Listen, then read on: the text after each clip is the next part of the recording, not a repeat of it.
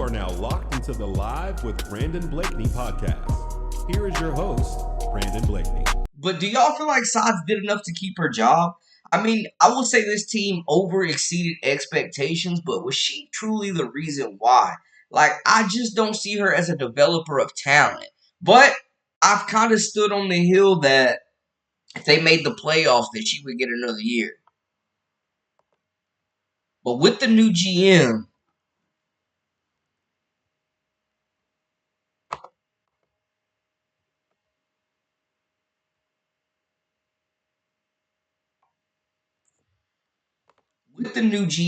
that's where things get interesting. What could be the motivation there? Now, honestly, man, Sods, I think, got better throughout the season. But the rotations, the in-game adjustments, I mean, she never really made any adjustments during the playoffs, to be honest with y'all. Getting some of the comments. Like, will this new GM keep Sods on the sidelines? Could she be the next fired head coach with this new GM in place?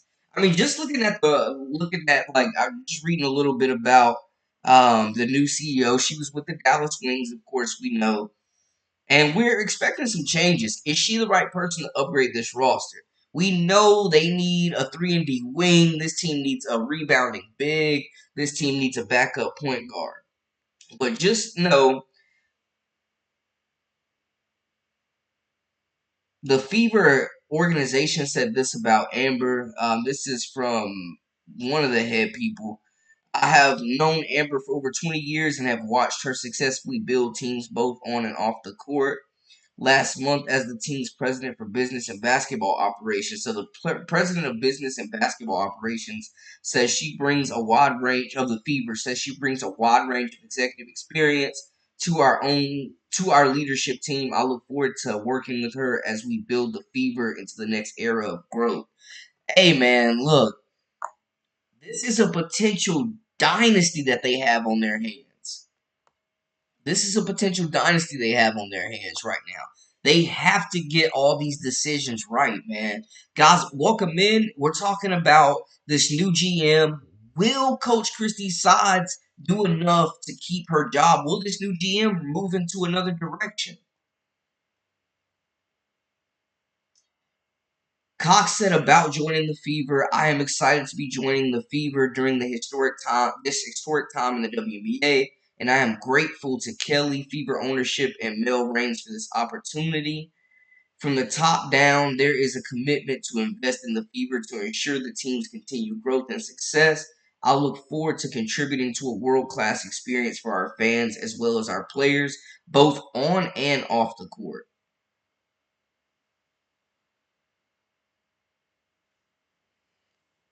Lynn Dunn, people have been calling for the firing of Lynn Dunn for quite some time. Now we have Amber Cox in the hot seat. Not even the hot seat, just in the control. The wheel, she's behind the wheel now, running this organization. There are some key moves that need to be had. We know, like I said, they need to be targeting a big. Maybe they go from Nike Aguamake.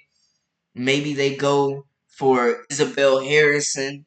There needs to be a move made, though. They need to get a big. Maybe they try to go for Atlanta Deladon, who's not going to be a free agent, but just somebody that they could really upgrade this roster right now. They need somebody else to play that for. Satu Sabali was another name that has been mentioned, 6'4", that would be a great replacement for Nalissa Smith. Definitely got to get a backup point guard and a 3-and-D wing. You know, Dejanay Carrington's supposed to be a free agent as well. Maybe that's somebody you go out and look at. You definitely have to upgrade the wing, though. 3-and-D to put somebody next to Lexi Hall. Also got to find a backup point guard. Desperately need a backup point guard. And then, of course, the most important thing, with all due respect, is they have to, without a doubt, bring Kelsey Mitchell back and give her that Supermax. Now, I made a video earlier. Y'all might have saw it. She kind of admitted almost, I think gave us an inside scoop that she will be staying with the Indiana Fever, where she said she will always be in Caitlin's backcourt. So definitely go check that video out where I talked about it earlier today. But they got to throw her that Supermax. get Kelsey Mitchell signed long term. That has to be the first decision made by this new GM, whatever it takes. And I know Lynn Dunn in the exit interview said that the main priority was definitely getting Kelsey Mitchell signed. So I know they're going to be looking to do that. But it seems like Kelsey Mitchell is happy there. Why would she leave? You know, you've been with this franchise your entire career. You've been the franchise player. You've seen the ups. You've seen the downs. More so downs before Caitlin and Leah Boston got there. You're getting all the shots you absolutely want. You're comfortable in Indiana. The fans love you. The organization values you. You're getting all the shots that you want. You're playing with the best point guard in the league who's finding you with transition, who's making life easier for you, who's getting open shots for you.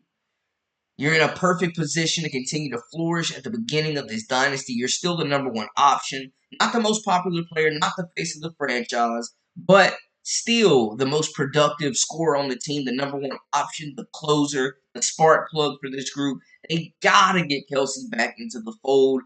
This backcourt this franchise as a whole is extremely dependent on the development of this backcourt. The chemistry is there. She's been a team player. You know, from the video, you can see that she really has genuine love for Caitlin Clark, and it seems like has kind of developed into a big sister of sorts. But let me catch up in the comments. Welcome in, welcome in.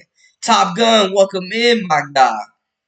RC in the building, Leroy, Pug Dad, what's up, Jerva?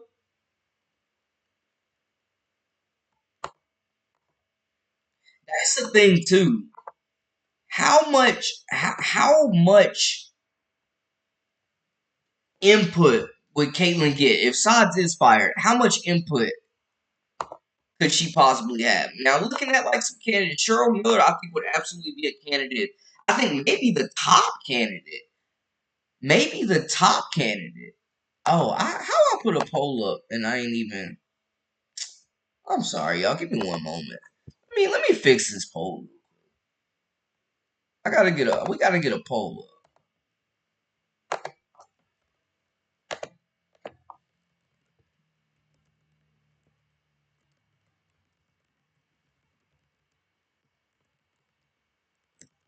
Did Christie Sods do enough to keep her job?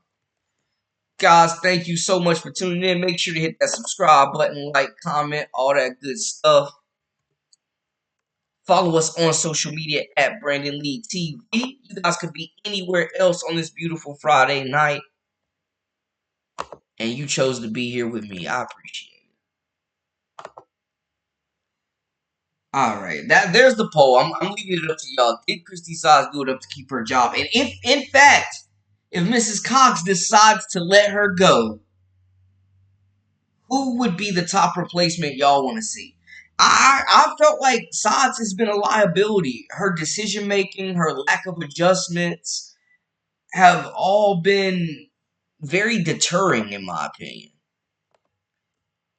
She has been a crutch for this team, man. Her shortcomings as a coach have cost this team's games. I think we could have saw the Fevers win 5 to 8 more games with a competent head coach. I do think that she got better throughout the year, but then again, could you really get any worse? That's all I'm saying. Could you really get any worse than what she was doing? Get Coach Sods up there. I'm leaving it up to y'all. Bro, 86% hell no is insane. Yo, Bible boy, welcome in, my guy.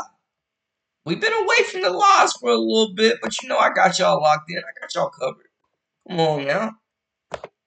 Yo, Stewie for MVP. That's how we feeling? Stewie Finals MVP. Yeah, she been out playing Asia. I'm not gonna hold you. 88% of y'all. So the beef with Sods, obviously, it's the lackluster coaching. She's average. Caitlin Clark News, welcome in, welcome in. I mean, we've seen LA fire their coach. We've seen Atlanta fire their coach. Now the Fever are much better, in a much better position and had way more success. You know, the LA was terrible.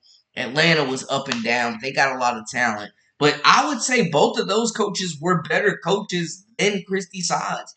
I mean, we saw her lose her composure and get the tech. It was cool for her to finally fight for these players. But it was like the Caitlin Clark isolation at the beginning of the season was weird. The fact that for more than half the season, Christy Wallace was starting. She was literally one of the worst guards in the entire league and ate up hella minutes in the beginning of the season. Like she waited too late, I think, to make adjustments in the starting lineup. You wait till the last game of the season, basically, with everything on the line when your backs are against the wall and you finally make the decision to insert Timmy into the starting lineup over Melissa Smith, who had been playing terrible, who had been giving you nothing for games. We saw Christy Sides pull a Tom Thibodeau and completely run Caitlin Clark as well as Kelsey Mitchell into the ground this year. I mean, it was times where they literally did not get off the court most games. They played an entire 40 minutes. And I think the fatigue definitely caught up with them and was one of the reasons why they got swept against the Connecticut Sun. Lack of depth. Erica Wheeler wasn't given much. She never gave Grace Berger a chance. She never gave Celeste Taylor a chance. Two players. She never really gave Vivian Saxton a chance. Three players that really could have helped this roster. I think she did a bad job of managing Dantas. How does Dantas go off in the first game, getting buckets off the bench, hitting threes, opening things up, and then you play her 12 minutes another game, like back to back? Insane to me. I think the lineups were just terrible. The decision making, the lackluster effort to really make adjustments, the missed opportunities to call timeouts, the blowing of leads, y'all. The blowing of big leads. How many games were the Fever winning by double digits? And Christy Sides had her third quarter collapse and completely just blew these leads. Not really setting up many plays for Caitlin for majority of the year, having her go ISO ball, then taking the ball out of her hands for long stints of time, and having her sit in the corner, trying to play through the post the entire game early in the season and midway through the season. I mean, I think if anything, the post All Star break fever may save Christy Side's job, but she definitely should be on the hot seat. Candy, welcome in, welcome in.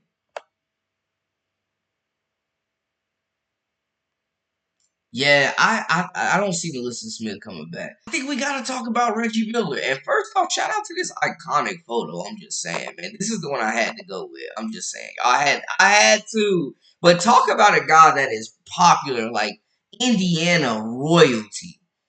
You definitely gotta. I mean, Russell, they could court her, but yeah, you gotta. Hey, Philip, welcome in, welcome in. Yes, happy Friday, man. I hope everybody had a great, productive week. Thank you so much for being here, joining the Live with Brandon Blakeney podcast. I know it's been a few days since we've been live, but welcome back. But yeah, talking about Reggie Miller taking over as the next head coach, they would have to pry him from TNT. But you talk about a guy that understands the culture of Indiana basketball in this franchise. He's a legend with the Pacers, probably the greatest Pacer of all time. He's renowned in Indiana. They love him. He'd be a big name, big hire. He was an elite player. He understands the game. We don't know if there's not coaching experience. We don't know how he is as a developer of talent, but understanding and being able to relate with Caitlin as a shooter to shooter, and having someone that has played in an elite level, that has a high basketball IQ, that can share some tricks of the trade. I think Reggie Miller absolutely has to be talked about as a candidate. I know people have mentioned Mark Jackson too, but don't sleep on Reggie Miller, man. Definitely. That is one of the people that I think they have to consider as well. Bring in Reggie Miller, one of the best shooters of all time, and he definitely knows transition. I would like to see Aves, Kate Hudson on Fever. The fire between her and CC is magic. Can't see how though they don't use her at all though. What a shame. I hate wasted talent. Cheryl Miller would be great too. Yeah, Cheryl Miller would be an elite pick. Cheryl Miller would be an elite pick. We saw that, with sticking with the Miller family, how she really coached Caitlyn. They brought her off the street, threw her in, gave her a roster of all-stars, and she went and beat Team USA, a team that had been practicing for quite some time. Somebody from the Miller family. But does Reggie even want to get into coaching? Like, he has no coaching experience, really. So, is that something that he would even want to pursue, leaving TV to, do that? I think he would be a great addition to the staff, though. I think they should at least have a conversation, have an interview, I would say. Chris, welcome in, welcome in. We got Chris and Top Gun, two of our members in the building. Man, I appreciate y'all. Much love. Welcome in. Hey, better late than never. Yes. Hey, and we were talking about that, Chris. Like, does her bringing in Amber Cox from Dallas, does this help their chances of bringing in Satu Sabali now in free agent? Does this help their chances? I'm going to put a poll up. Let's get a poll up.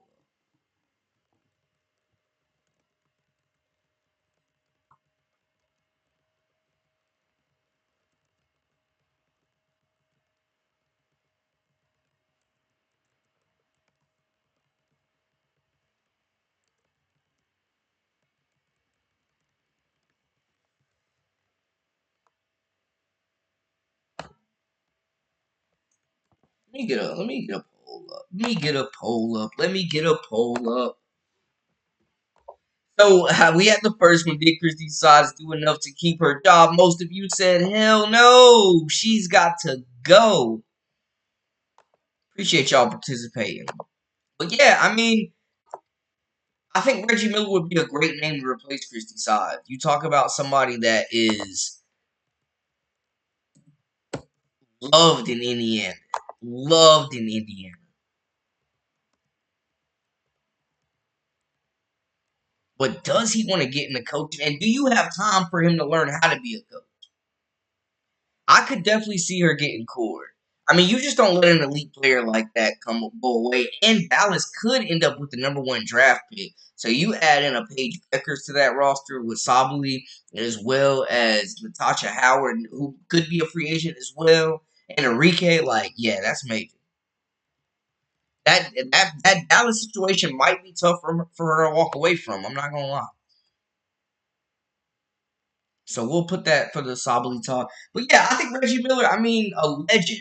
He could run for mayor in Indiana, probably governor. I think, if there's not like a lot, I feel like of former NBA players that have had success as head coaches in the W. But Reggie Miller could be one of them. And we saw like Cheryl, had some success at the college level coaching. She coached the Olympic team. We know she made that connection. But another candidate who's coaching in the Big Three right now. Y'all let me know what y'all think about this one.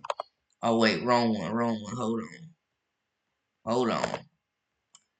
Wrong one. I got a surprise. I got a wrench I want to throw into the fold, and y'all let me know. I'm about to drop a name on y'all. Let me get the picture. I'm gonna drop a name, and y'all let me know because I haven't heard a lot about either of these two.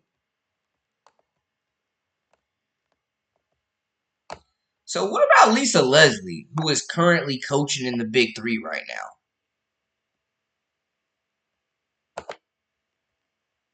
You talk about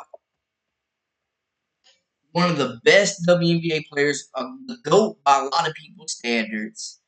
Talk about an elite talent, a generational talent that understands the game, that relates with young players, that is respected throughout basketball, men's and women's, who definitely understands the game, who has that competitiveness, that fire about her, who definitely wants to come in and win, who has a championship pedigree. I mean, I feel like Lisa Leslie is not being talked about enough.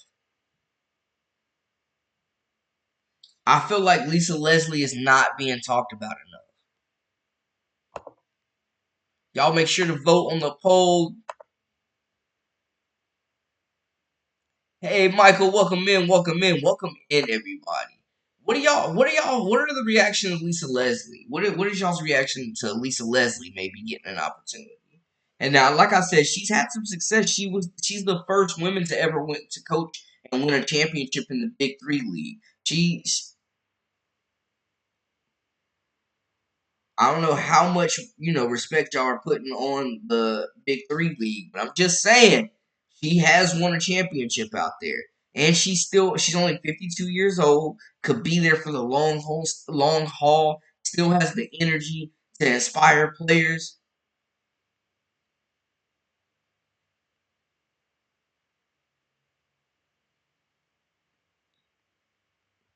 You talk about a two-time WNBA champion, two-time WNBA Finals MVP, three times three-time WNBA MVP, eight-time All-Star, eight-time first-team All WNBA,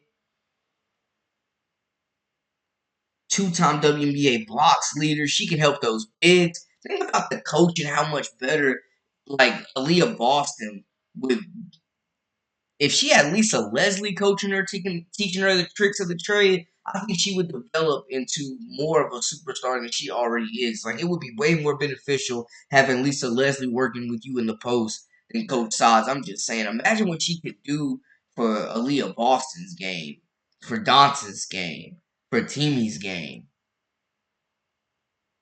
But she was a Big Three champion, like we said, back in 2019. That's where she's been coaching.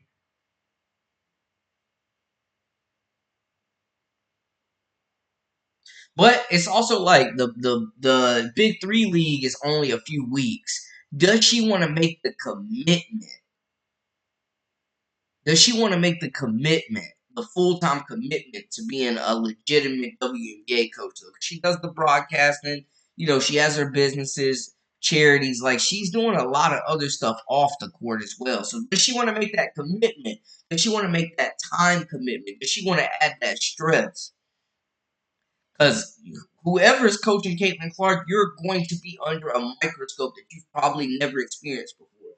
It's this job for head coach of the Fever is not for the weak. It is not for the weak. You're going to. I mean, you're going into a situation where it's almost like going to coach the Lakers without the championships. Like there's championship expectations. If you are not managing Caitlin Clark right there, the fans are going to be on your rump. You're the most watched team. You're going to get everybody's best shot every single night. Everybody wants to beat the Fever. The Fever are a lot of teams' Super Bowls right now.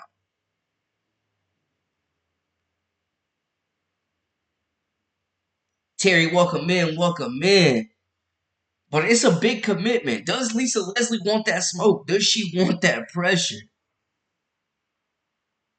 It's a big difference, I will admit, coaching in the Big Three compared to the WNBA. But her resume is second to none. Her understanding of the game, second to none.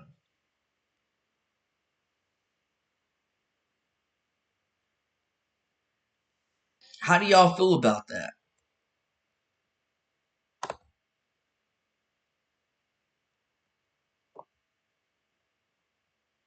This is not the Big Three, but she has a championship pedigree. Lisa Leslie's won at every level. So I think she could definitely be a contender for that job. Another coach that I've been seeing too, man. Well, I would say, like, your first head coaching job, they may want to go with somebody more experienced than who I'm about to bring up. But I'm just saying, your first coaching job being the head coach of the Fever, that is a lot of pressure. Do they have time for another young coach? That's one thing that may be hindering Christie Sides, man, is the fact that she is a young coach. She's only in her second year, and she got better throughout the year, man, but she really couldn't get any worse. But another coach, or another coaching candidate, I should say. What about Rebecca Lobo?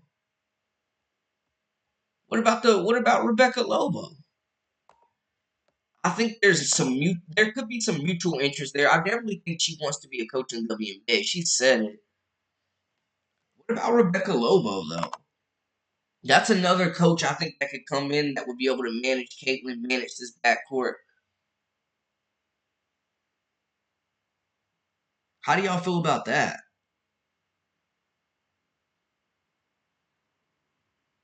Rebecca Lobo has been a really big advocate for Caitlin Clark. She's been a really big advocate. I will say that. She's been in Caitlin's corner. She's offered advice. I think she's been kind of like one of those legends that was one of the first to kind of embrace Caitlyn. Called a lot of her games, understands her game. Like, there's nobody that we've mentioned on this list has probably seen Caitlyn play more than Rebecca Lobo, other than Lisa Bluder. She's only 50 years old. We know, played at UConn, was just an elite talent in college, same as Caitlyn. Learned under Gino Auriemma. Was a WNBA All-Star, NCAA champion, Player of the Year. Coming in with a lot of accolades herself, has really been in the media world. But played for USA Basketball, has played at the national level, has played in the WNBA, big time college star, understands the game. Great personality, great energy, great knowledge on the game. If you turn into her broadcast,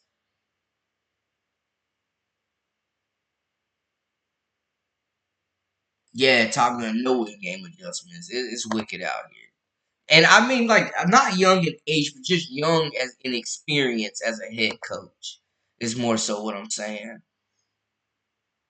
But I definitely think Rebecca Lobo should be in consideration for a job like this as well, without a doubt.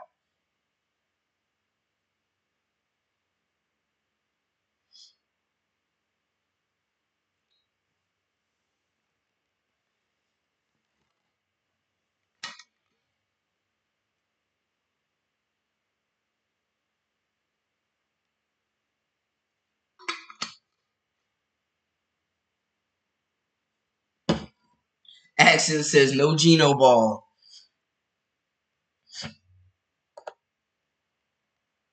No Gino Ball. Hey, Gino Ball done won championships though. I'm just saying. But yeah, Gino, man, he different.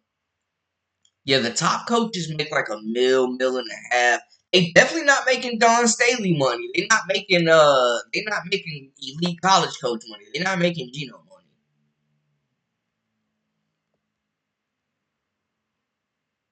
Duke says Fever getting top 4 seed in 2025. But yeah, bringing in like a women's hoop legend that just has mad respect, I think would go a long way. Because you're gonna listen to a play. I feel like you're gonna listen to a Cheryl Miller or a Lisa Leslie or Rebecca Lobo, coaching wise and basketball advice. Like them three compared to Christie Sides, I would be listening to them with anything regarding basketball. Yeah, I could definitely see a top 4 seed. They gotta upgrade this roster though, man. They gotta upgrade this roster, guys. Y'all, if this is your first time, welcome into the Live with Brandon Blakely podcast. I am your host, Brandon Blakely, aka Brandon Lee TV. Make sure to hit that subscribe button, comment, like, share, all that good stuff, and definitely follow us at Brandon Lee TV on all social media. Yeah, she definitely didn't let go. I said that at the beginning. Troy welcome in. Yeah, she got a promotion. Well, she's really got like kind of a promotion almost. You know, yeah, they gotta make some serious moves, man. Fever definitely gotta make some serious moves in free agency. And Satu could definitely be a major player in that.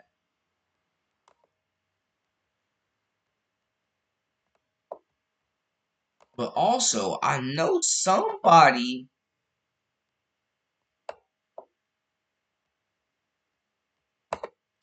mentioned Larry Bird. And that was somebody I thought deserves some consideration.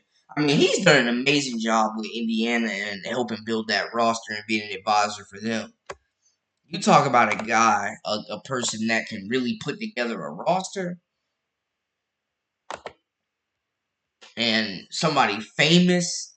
in the state of Indiana. Like Reggie definitely famous, but man, come on now, Larry Bird being from Indiana, it hits different. And y'all see like how they're managing Tyrese Halliburton out there in Indiana. Like the Indiana Pacers are really a similar team to the Fever as well. So I think he could come right in, play fast, push that team, give Caitlin some elite advice pointers. Bird is hard nosed. We know he's a competitor. He ain't going for no nonsense either. He is not going for any nonsense. But that is also something that you have to consider, man. Like at this age for Larry Bird, does he want to really give that full time commitment as a coach?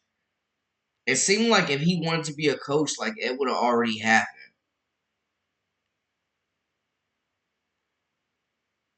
But maybe they, you don't close mouths don't get fed. But yes, at almost 70 years old, does he really want to be a coach? Does he want to be under the spotlight and deal with the hassle?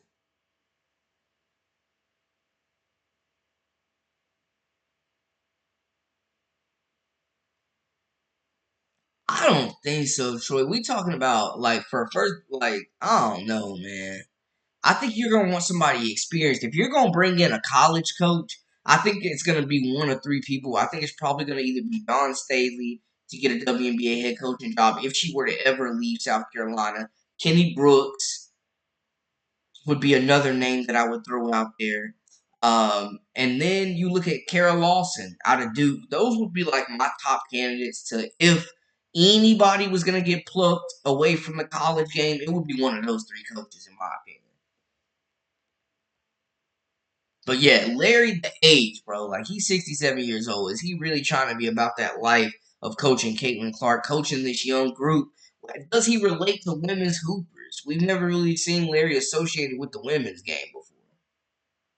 But Larry does have a backbone, that is for sure. He's not going for any nonsense. He's going to run a tight ship. The size experiment was a disaster. I mean, she's just lucky that this group is so talented, man. I'm not going to lie. She's just lucky that this group, she has an elite level of talent because they saved her. But she did not make this team any better. She did not make this team any better. I know Mark Jackson was another name that was thrown around. I don't see Dawn Staley leaving South Carolina, but her, Kara Lawson, I think would be a great addition for this team. I know people mentioned the Drake coach as well, which I don't really think makes any sense because you don't go from coaching Drake to coaching the Indiana Fever. No disrespect to the Bulldogs, but come on now, bro. Yeah, you definitely don't have time for a coach to learn how to be a coach with this team. This group has to be in win now mode. This is win now mode. You have no years to waste. But I think even like a Mark Jackson, man, I think would be great for this organization. It feels like he's pretty much been blackballed out of the WNBA, which is, I mean, out of the NBA, I should say, which is crazy. But the Warriors are not the Warriors without Mark Jackson. I'm gonna just put that out there right now. But yeah, I think that's another one. But Kenny Brooks just taking that Kentucky job. Maybe he's a name of interest. He runs a pro style offense. We saw him with Georgia Moore, helped her turn into one of the best, if not the best point guard coming back next year. We saw how he operated in the pick and roll. She's a pass first guard who has really good range. His offense has been really successful at Virginia Tech, ACC champion, made the Final Four. And then Kara Lawson's building something special at Duke. I don't know if she would want to leave. And I mean, she's making more than a lot of the WNBA coaches as well. They're having a really good run right now. Young roster coming back. They just signed another 5-star recruit today. Is she gonna want to leave? I don't know. That's the thing. You're gonna have to bring the funds, and you're gonna have to really lay out the red carpet. I think for these college coaches. That's what I'm saying. You definitely got to bring the funds. Mark Jackson would be basically doing this thing pro bono compared to what he makes probably doing broadcasting as well as in the NBA as a former coach. Like, yeah, you definitely need somebody that, well, first of all, you're going to have to pay some money. You're definitely going to have to pay some money. That is for sure. You're going to have to pay some money.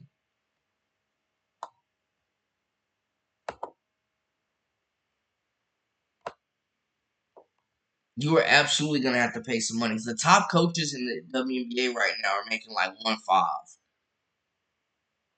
So Mark Jackson would have to do it for the love of coaching. He would absolutely have to do it for the love of coaching. But you talk about a fiery guy who's no nonsense, strong personality, strong presence, leader in the locker room, about his morals, about his ethics, not shy about talking about his faith. Like, he's bringing that old school coaching back to the game if they were to get somebody like him. Would he relate to those young players, though? Would he relate to women's hoops? I don't know. Problems with Christie Sods. She wants to run a half-court style of basketball. Caitlin wants to run a 7 seconds or less run and gun style offense, plus holding on to the lead, nearly blew a 30-point lead. Yeah, and we see with Coach Mark Jackson, like, his style would be like that. Look how the Warriors were looking with Steph. Like, he's coached a talent like Caitlin Clark, already a player similar to her. So he understands her talents. He understands her capabilities. He understands how to manage point guards. He played the point guard position, one of the top assist leaders in NBA history. He knows about dishing the rock. So I think that would be a great fit system wise. He's going to let them run. They're going to be able to play 5 and out sometimes, 4 and out, 4 and 1. They're going to push the pace. And he really lets his point guards play. I mean, we saw Steph Curry and Monte Ellis and how that worked out. So Mark Jackson, definitely a great coach of guards, in my opinion. And he's bringing that point guard knowledge.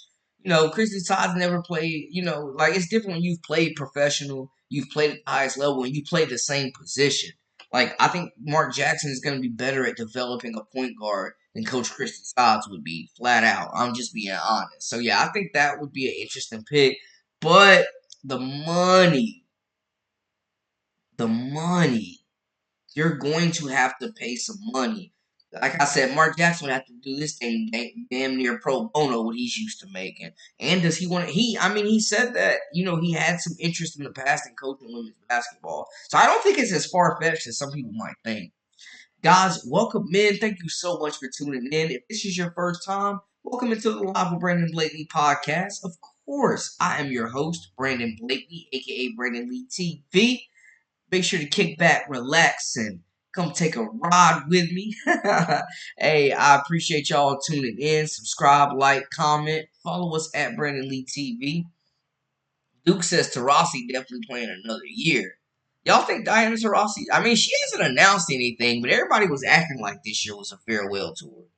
I don't know. Do y'all think she's coming back? Y'all feel like she got some unfinished business? Or if she did come back, is it at the point where she could be ruining her legacy as one of the all-time greats? She just needs a high IQ. She needs your players like Aaliyah Boston and Caitlin Clark. I feel like have the highest basketball IQs on the roster. You need a coach with a basketball IQ to be able to match theirs.